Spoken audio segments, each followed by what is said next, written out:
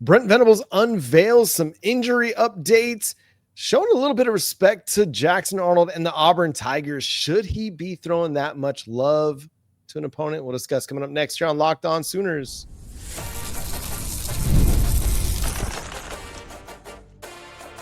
You are Locked On Sooners, your daily podcast on the Oklahoma Sooners. Part of the Locked On Podcast Network, your team every day.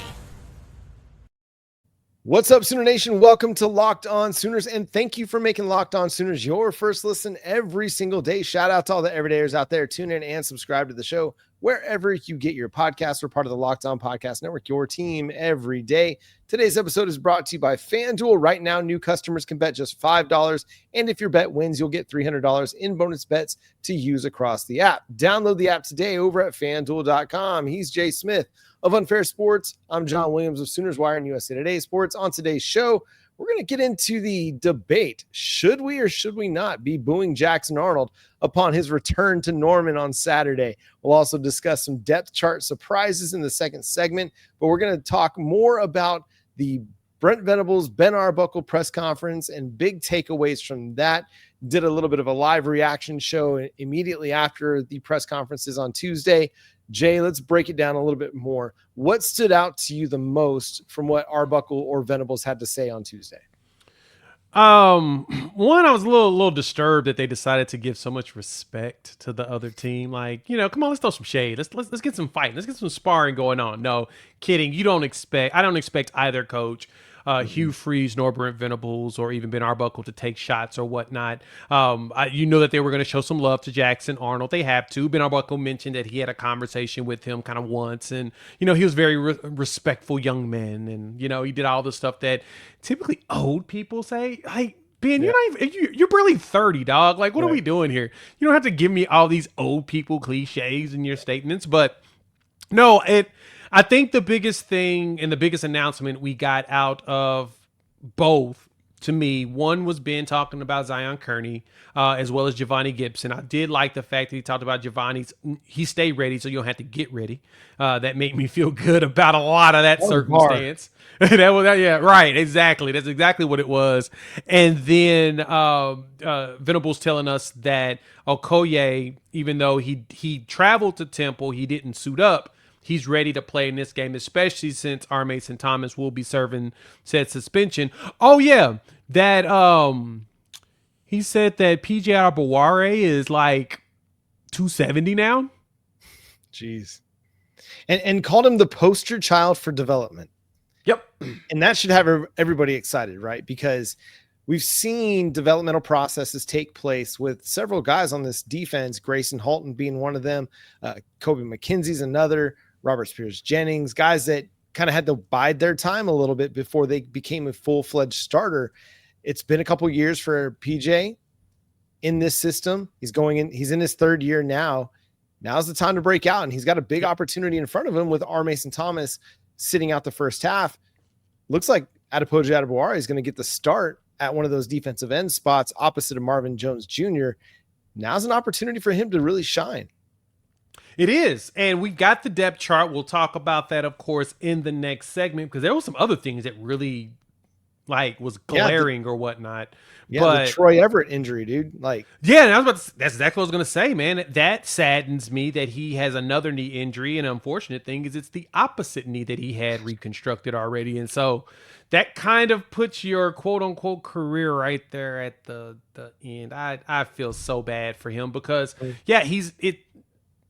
you're now, it is not at his own fault. He got the injury, but that's what they're going to look at in the draft. That's what they're going to look at the NFL level is, are you quote unquote injury prone? And I feel so bad for him because Troy was busting his tail, man. He came in as a transfer. He was undersized. He kind of struggled when he first got here. He put on the weight and became a leader. And that, to me, that's where my feelings are hurt for him, because I was really hoping that this would have been the year where he was to jump up and he has to the league. And now, I mean, he can't redshirt. He maybe can get a medical redshirt if he wants to come back one more year and try, but Jake Michael might be that dude.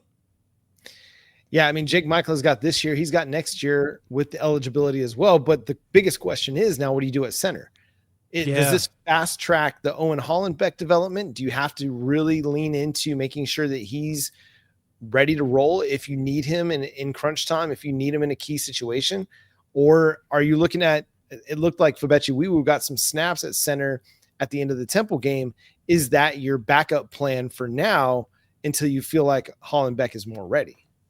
Same thing with Gunnar Allen, one of the walk-ons. He took like the last 4 snaps of the game or whatnot at center. And so, yeah, you now got the question of who's going to be there behind it. Luckily, everybody's been, for the most, you've had a few players cross-trained. And this is where the value of having Bill Beatonbow comes in, guys. If you understand and you've listened to us over the last, year and a half that I've been here, and John has been preaching it beforehand, is that this is the thing that makes Bill Beatonbow stand out in the NFL to a lot of the coaches. And they've said it. He cross-trains his offensive linemen to play every single position. Now, they may not be the greatest at the other spots, but they can do it in a pinch. And that helps a lot in the NFL. So I think Bill Beatonbow's he's probably got about 3 or 4 guys ready to try it. Like you said, Fabechi Wiwu, he tried it. He's done some snaps. I know that Daniel Akinkumi, I've seen him do snaps at center when he was in high school and coming in. This may be a spot for him to come in and potentially go. Now, the depth chart doesn't reflect it, but there's an opportunity that this could happen. And so, to me, when I look at it, I would like Owen Hollenbeck to be ready. I think that this is, to me, where you get the most out of him. But he's a true freshman. So, I'm always worried about true freshmen playing unless, you're Michael Fasusi, who's a monster of a human being. But I think Owen Hollenbeck is probably going to be about prepared. His goal is to be another, Creed Humphreys.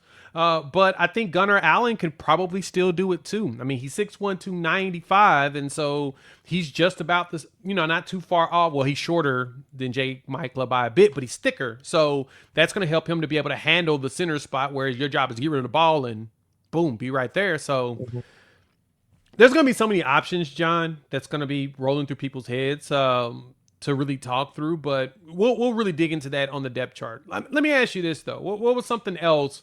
I know you went live for lunch. Make sure you go check that out, John. Really, you do a great job with that. So kudos to you. I was able to jump in the late part. What else jumped out to you maybe afterwards that you didn't really get to talk about that, you feel like is, of course, noteworthy? Man, I think that Tory Blaylock is definitively RB1. It took 3 games into the season, but that's the thing I think we've all been kind of yearning for. And he got the most carries last week against Temple, and the coaching staff feels comfortable and confident in his ability to be a lead running back. And he's shown it. He's shown the ability to do everything that you're asking a RB1 to do. And you don't necessarily need him to do everything because you've got a good pass protector and good third down running back in Javonte Barnes. And so the fact that they're leaning into Tory Blaylock as the starting running back, as the definitive running back 1, to me, that's really exciting because the sky is the limit for that kid. And I think he gives Oklahoma the best chance to actually find an efficient running game. No, I agree with you there. Everybody's going to ask the question.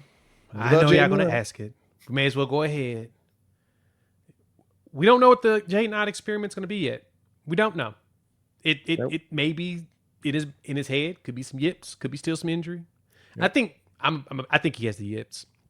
I think after an injury-plagued season last year and he continued to play on it and it just really hurt him, especially in his draft stock, I think this one is I don't want to go out there and not only hurt myself more, but hurt the team. And he's probably nervous about taking shots. He doesn't look as engaged as I would like right now. And I truly think it is something in his head as far as that injury, man. I think he's kind of slowed up. But the good thing is, John, we've got Blaylock. We got X-Rob, who appears to be healthy too. I mean, I don't like to hear this. We got Javonte Barnes, who's going to be consistent on the pass block. So I'm very happy with him. Dude blocks. He blocks. He makes sure. He's not going to kill you. He's not going to kill you. And he can catch out of the backfield. So that's why he may not run between the tackles perfectly like everybody wants all the time, but he's been getting better at it. But Tory Blaylock being your definitive numero uno, and then X-Rob's coming back healthy, I think we'll be fine at running back. Yeah, I think so too. Oklahoma just has to open up some holes and get some push in the ground in the run game from their offensive line. I think we're going to have a positive week this week against Auburn. Depth chart surprises. We got an updated depth chart from the Oklahoma Sooners. Let's discuss that coming up next here on Locked On Sooners. Mazda crafts cars for those who do more than just simply move. Mazda delivers confidence with every ride, with more IIHS top safety picks awards than anyone else. You can feel the Japanese craftsmanship in every detail, from the metallic accents to the available Napa leather upholstery. You can make everyday drives feel like anything, but from smooth handling to intuitive controls. Like our players, we sweat every detail, because when you have every move, when you make every move count, impossible becomes irrelevant. Mazda, move and be moved. It's almost the weekend and time to look back and crown this week's MVP. Who delivered? Powered by DoorDash. Just like you can win every Saturday with DoorDash streaks. Oh, interesting. Saving more every time you order. These players delivered when it matters most. Let's break it down for the Sooners. Tory Blaylock, that he delivered in a big way, especially that that 16-yard touchdown run that he had on the outside, bounced out and boom, and was gone. Yeah, when the pressure was on, Tory Blaylock came through. No hesitation, no delay. And if you've been watching week after week, his performance really wasn't a fluke. Tory Blaylock is now RB1, and he is on a streak. And just like Tory Blaylock delivered for the Sooners, DoorDash delivers your Saturdays with DoorDash streaks. You can save every Saturday you order, stack it up all season, and you can save up to $250, including $100 in DoorDash credits. Order this Saturday. Keep the streak alive. Fuel your game day only with DoorDash. Terms apply. Promo period through 11/18.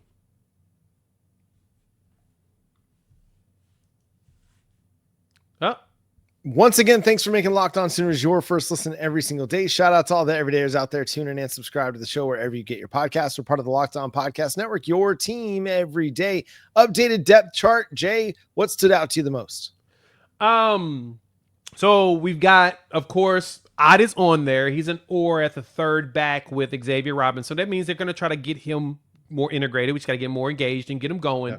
Fasusi's an or with Baklinko. So we know Fasusi had the boot on at Temple, but it looked like he was running around trying to play and have fun on said boot.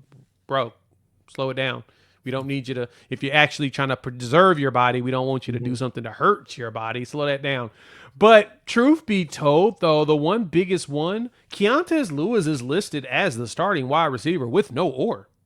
That to me jumped out pretty big. You know, we've talked about this or whatnot last show, wondering if Keontez was going to play or if we get us an appearance from Giovanni Gibson. He is not shown on the depth chart here right now, but there's one last thing though that I want to point out, because I thought this was very, very intriguing, that on the kick return, we don't have Ott anymore. It's Satania and Peyton Bowen.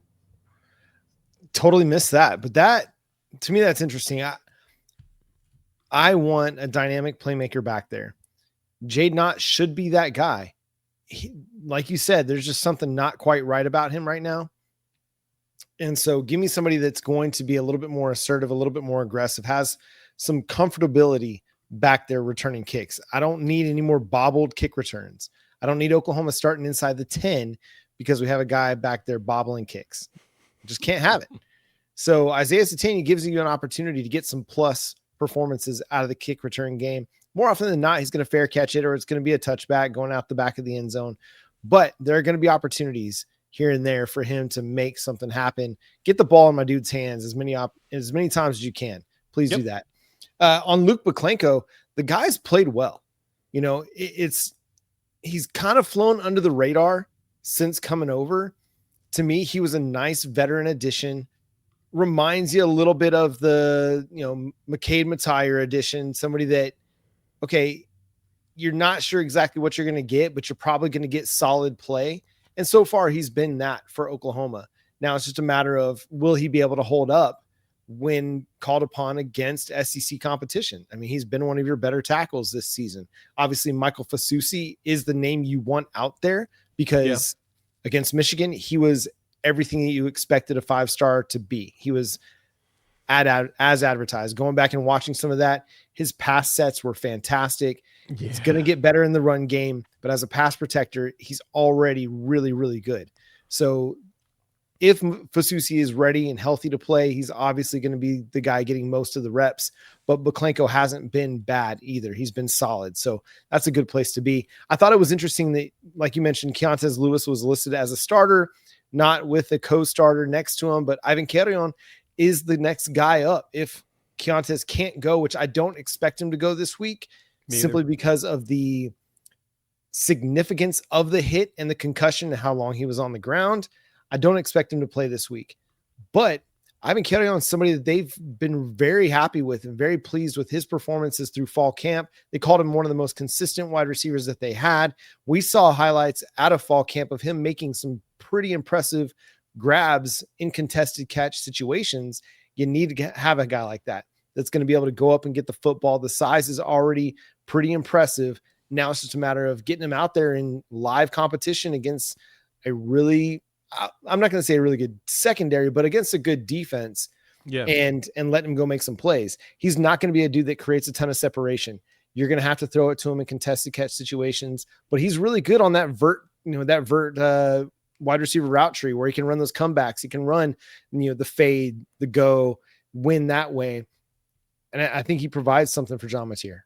Yeah, and he makes some nice, one-handed catches too. So it's always a plus to have that going there as well. Almost came down with that one against Temple. He really was like a game of inches, baby. It's always a game of inches. Understand that. So, but I do expect to see him. And honestly, I can see Elijah Thomas getting some burn as well. Mm-hmm. Like he's right there behind him. And I can see them sneaking him in.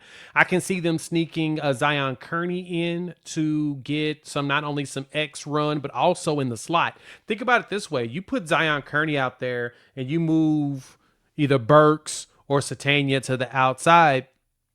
You've got a big physical wide receiver that's going against not only linebackers, but they're going against nickel corners, who are usually the smaller guys. They may be quicker, but Kearney's big and he's physical. And so we saw that even in some of the plays when the two passes he caught from Mateer of being able to catch and hang on to it in a physical situation. And so I anticipate more Kearney, more like a lot more continued, because he's showing that he's trusted. He can be trusted. That's one of the things when it comes to wide receiver. Can I trust you to catch the ball? Can I trust you to be in the right spot in your route tree? That way, when I throw it to that spot, if it's a timing route, your body will physically be there. If I can count based upon how I know you run, I think Zion Kearney's going to build up that continued trust and get some more burn as we get into the bigger games.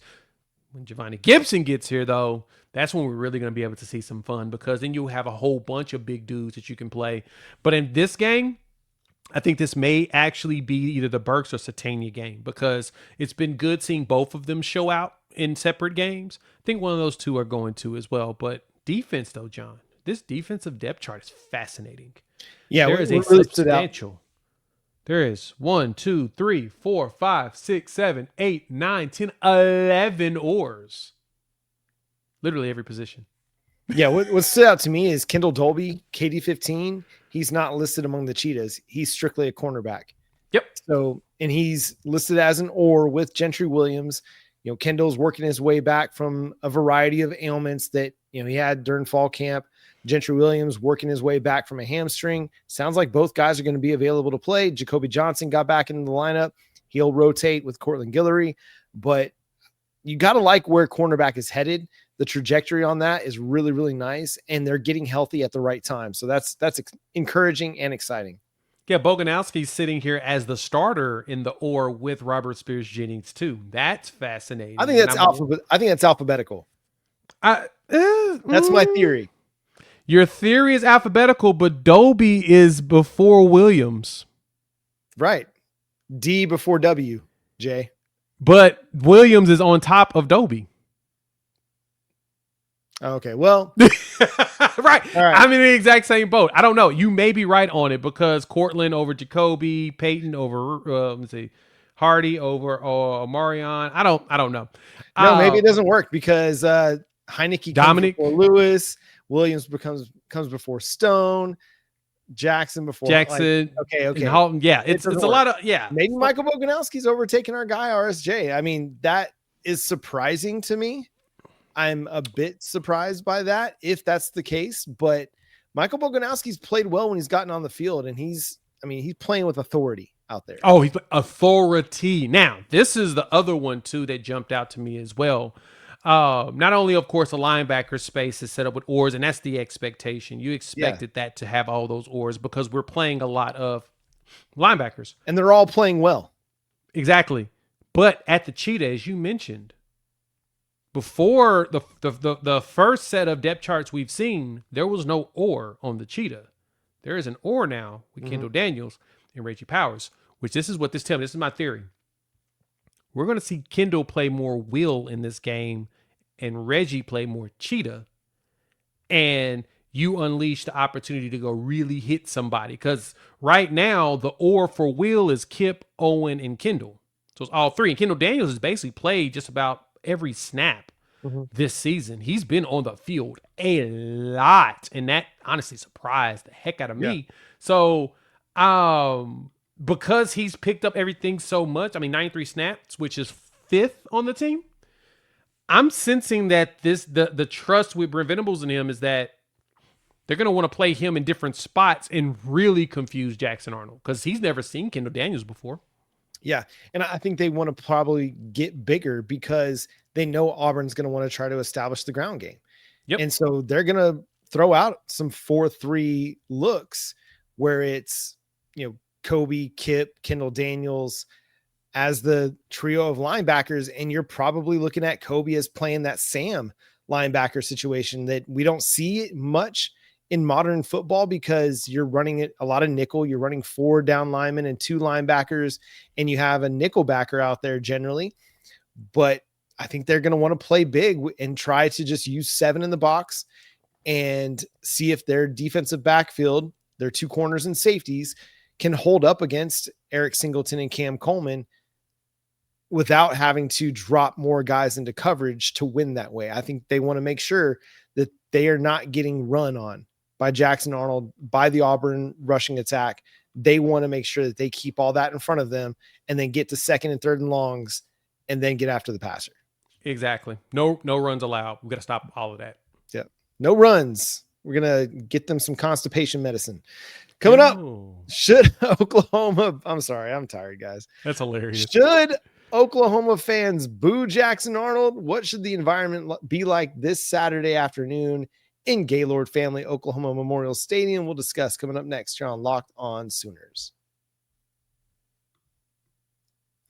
And today's episode is brought to you by Monarch Money. Most people can't name all their financial accounts or even what they're worth, whether it's 401ks, properties, or investments. And when you don't have the full picture, you can end up leaving money on the table. That's why there is Monarch Money. It's an all-in-one personal finance tool that brings your entire financial life together in one clean, easy-to-use interface on your laptop or your phone. Monarch is built for people with busy lives. If you put off organizing your finances, Monarch is for you. Monarch does the heavy lifting for you. You can link all your accounts in minutes, see clear data visuals, get smart categorization of your spending, and finally feel in control of your money without ever touching a spreadsheet. My wife and I, we've been trying to save, and we had to bring all of our finances into a clearer picture, and we were able to do that with Monarch Money. It helped us to know exactly what our incomes are looking like and where our expenses are going, and it's helping us figure out where we can cut. So go to Monarch Money, download the app, and you can also get a good discount using our code LOCKEDONCollege at monarchmoney.com in your browser for half off your first year. That's 50% off your first year at monarchmoney.com in your browser with code LOCKEDONCollege. Once again, thanks for making Locked On Sooners your first listen every single day. Shout out to all the everydayers out there. Tune in and subscribe to the show wherever you get your podcasts. We're part of the Locked On Podcast Network, your team every day. So, Jay, one of the hot button issues surrounding Sooner Nation ahead of Oklahoma versus Auburn is how to treat Jackson Arnold when he comes to Norman, when he's announced on the Jumbotron with the starting lineup, when he's viewed during warmups, what should be the approach here, Jay? You boo. What are we talking about here? Why are we being soft all of a sudden? Look, shout out to our girl OU Christy over there on the social media. She's a raging lunatic. I tell it to her face and she knows that. So no worries here about me saying that on here. But she made a good point. Y'all booed him at Gaylord Memorial Stadium already. Like, he's already been booed at this exact location. So why are we acting like this is something new? As if we wouldn't boo any other quarterback that's come into Gaylord Memorial Stadium. As if we didn't boo other quarterbacks any other time. Yes, you boo him. Now, granted, you don't be an a-hole about it, right? Don't be disrespectful to him and his family. Don't start fights in the stands with his family. Don't call him derogatory names. Just go boo. Booing is part of the sport. It's always been a part of the sport. It always will be a part of the sport, which is okay. Just be respectful about it. Thank you for attending my TED Talk. Yeah, I think this is just one of those opportunities and times where it's just fans being fans. You know, this is KD returning to play the Thunder, and every time he touches the ball, he gets booed. You know, It is what it is. It's part of the fan environment. I don't think it is any disrespect towards Jackson, because everybody, I think, has a pretty good understanding that not everything that happened last year was completely on him. There was a lot going on that didn't involve him that led to Oklahoma's offense being as bad as it was. Now, he had a part in it. I'm not going to completely excuse him from it, but so much of what happened last year was beyond just him or Michael Hawkins Jr. But that being said, this is a college football game in the SEC. You're going to create an obnoxious environment. At least you should be. You should be creating an environment that is tailored to rattle the opposing quarterback, the opposing team. And that's what they should be aiming for. If it's boos, by all means, let it be boos. If it's just raining down extra noise because you want to rattle Jackson Arnold when he's backed up on the 20 in, one half of the field, and you want to give him everything you got, by all means, let him have it. This is college football. College football is the ultimate petty sport. The only other thing that compares to it is European football, European soccer. That's the only other thing that compares to what college football is about. College football is built for the pettiness. It's built for the rivalries. It's built for the energy that comes out on a game day that is irrational and sometimes petty and sometimes immature, but that's what it's built for. Unleash it all. Just go have fun. Make it a game. Make it an environment. Make it one of those that he's like, man, I'm glad I never have to go back there again. Yeah, you want him to feel like, not only did he come, visit, you want to make him feel like a visitor, because he is. He is no longer a member of the roster for the Oklahoma Sooners. And that's nothing against him. He's not one. He ain't not like us. Mm-hmm. That's exactly what you need to look at that in this way. And like I said, there's nothing wrong with booing. That's what y'all boo me all the time, right? Y'all see me, anytime you see me in there, boo, get him off, tomatoes. Boo, and it's okay. Boo this man. Yeah. Boo this man. And I get it. I totally understand. You know what? I don't even get mad at you for it, guys. I understand. Yep. I am here. We are here. Yep. In the fact that you're doing that to me. But come on now, let's be for real. Yeah. Let's not pretend like this ain't something we was prepared for. We knew this was gonna happen. Let's be realistic here. And I also thought our guy Red Dirt Sport had a lot of interesting points when people were trying to argue with him about it. It's like, this is a highly paid quarterback that made a decision to leave, and he's not a kid. I mean, yes, he's a kid, being that he's in his early 20s, but he's a professional football player. Again, as Jay said, you're not going to go out there and say derogatory things to him or his family, but you're definitely going to do like Future said to B Rabbit. You're going to let this guy feel it. Like, exactly. You're going to let him feel every bit of what's going to come on Saturday. And again, it's just part of the game. The game is the game. You don't hate the players, you hate the game, but this is the game.